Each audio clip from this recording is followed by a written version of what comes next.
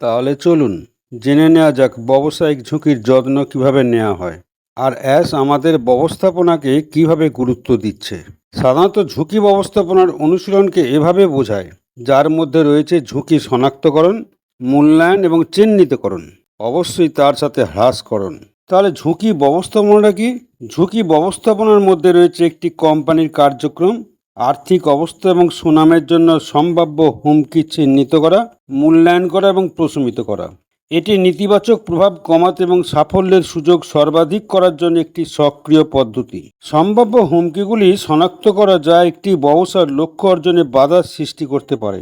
এই ঝুঁকিগুলি আভ্যন্তরীণ, যেমন কর্মীদের ত্রুটি, আবার বাহ্যিক আছে, যেমন অর্থনৈতিক মন্দা, প্রাকৃতিক দুর্যোগ ইত্যাদি হতে পারে।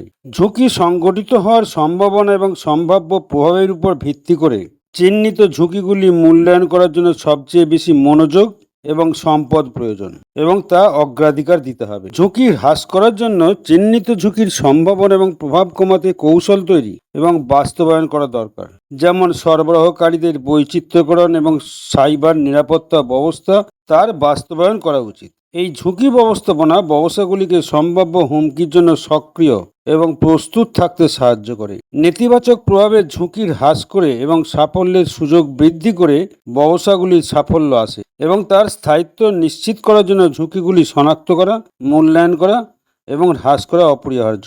আমি যতটুকু জানি, অ্যাজমুপারে ব্যবসার ঝুঁকির ব্যবস্থাপনাকে গুরুত্ব সহকারে নিচ্ছে। সিইও এবং প্রযুক্তি দলে সম্ভাব্য ঝুঁকি শনাক্তকরণ এবং হ্রাস করার জন্য কাজ করে চলেছে।